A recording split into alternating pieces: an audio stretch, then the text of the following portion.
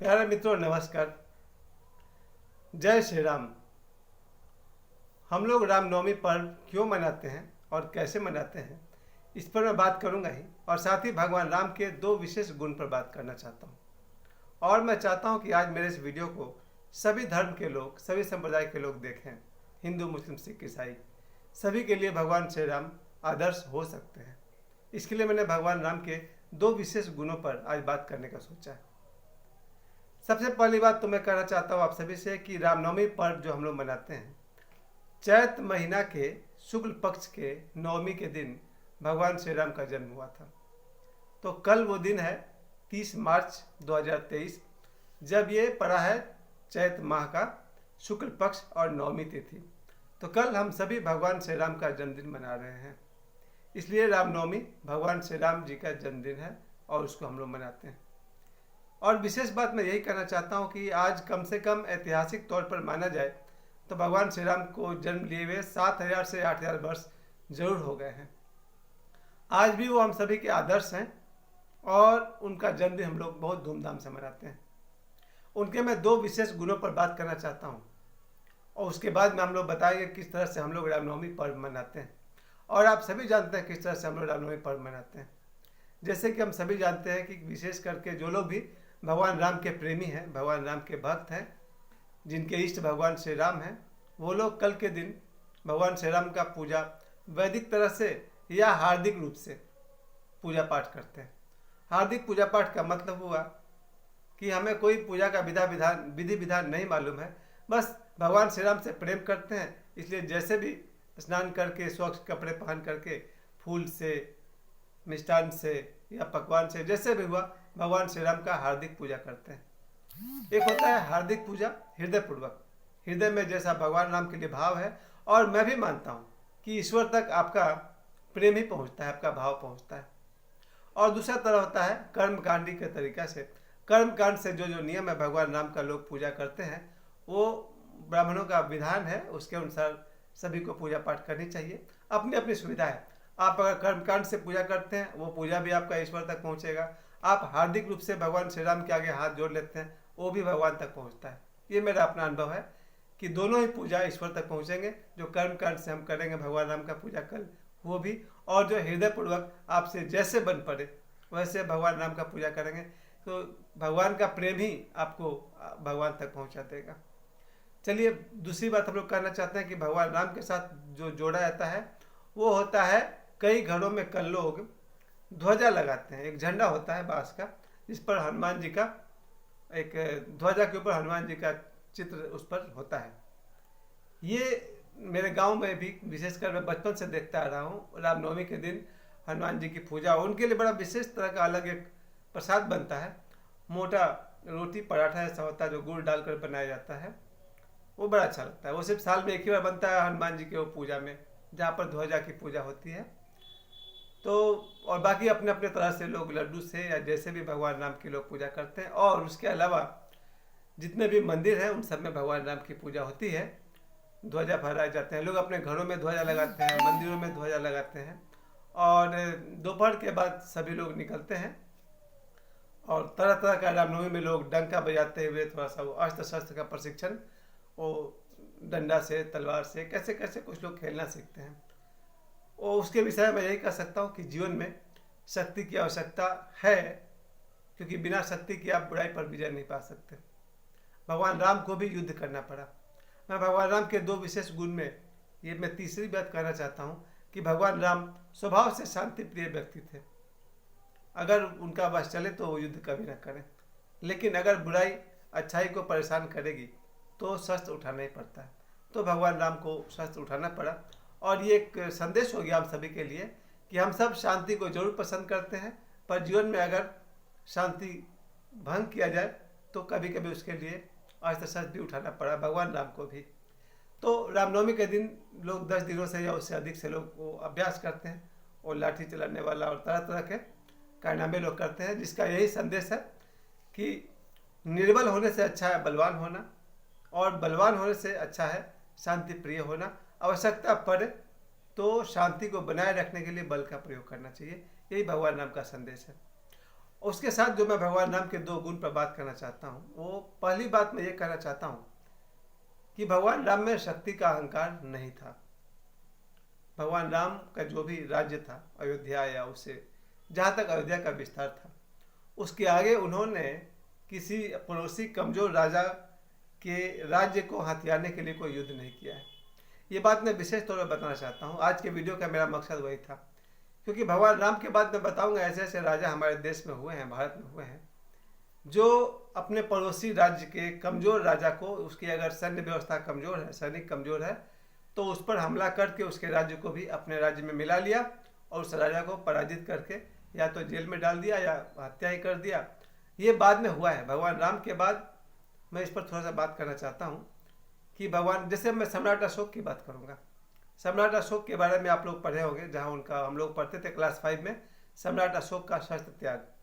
उस चैप्टर में बताया जाता है कि पहला लाइन है कि 4 दिन हो गए अभी तक कलिंग का दुर्ग का द्वार नहीं खुला।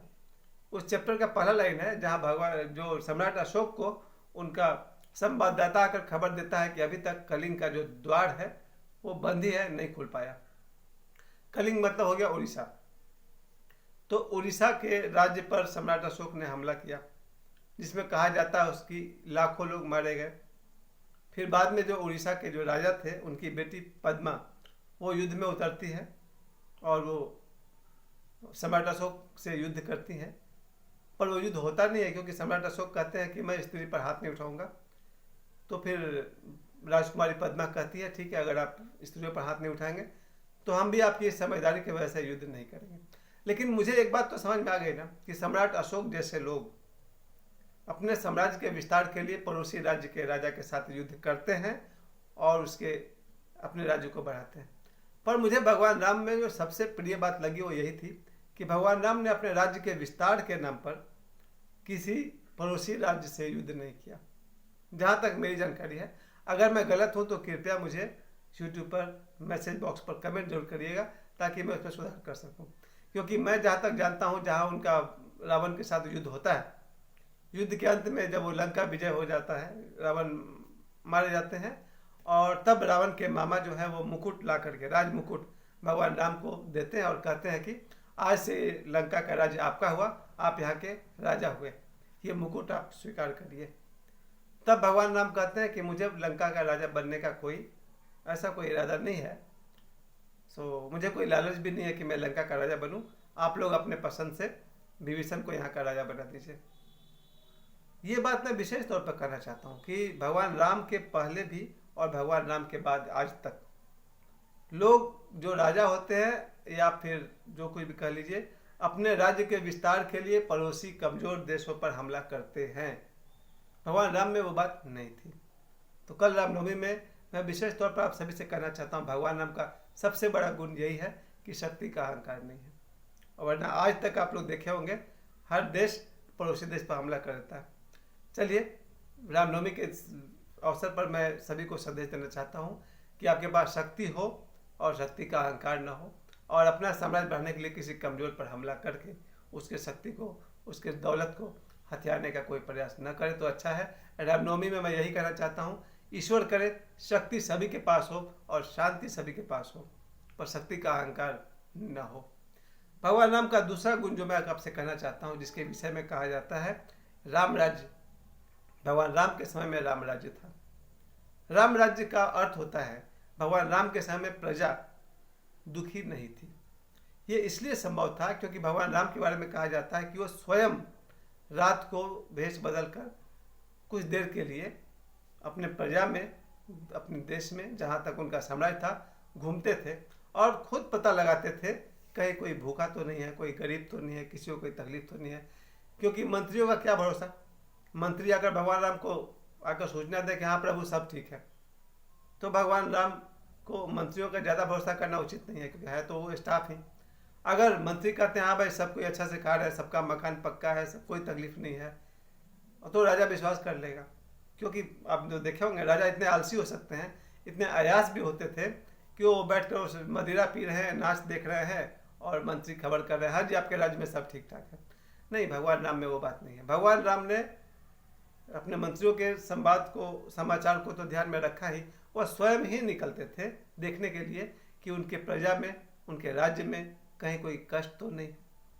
और दूसरी बात जो भगवान राम ने एक बात रखी कि जब वो एक राजा हो गए हैं तो एक राजा होने के नाते उनका कर्तव्य ये है कि अपने पारिवारिक और निजी सुखों को ध्यान में नहीं रख करके प्रजा के हित को ध्यान में रखना चाहिए।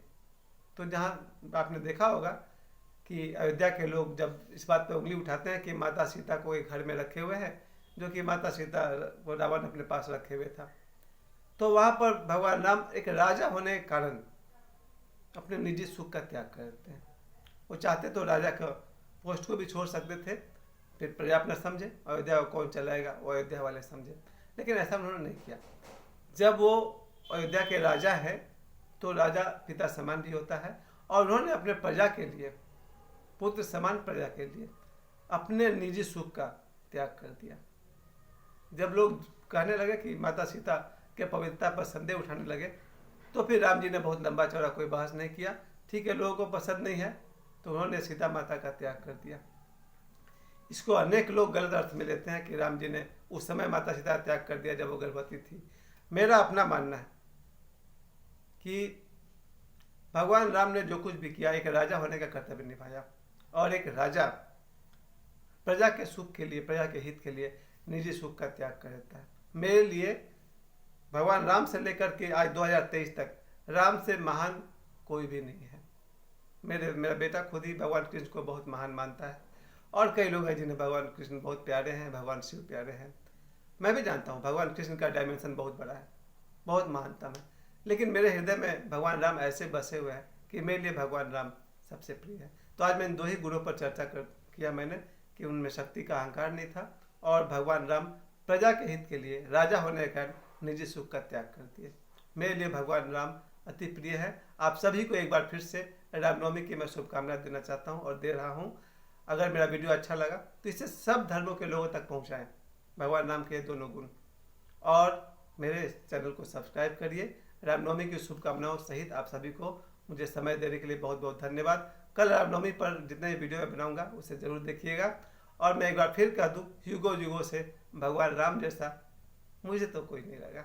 भगवान कृष्ण अपनी ऊंचाई पर है, बाकी सब भगवान अपनी ऊंचाई पर है, पर मेरे तो भगवान श्री राम।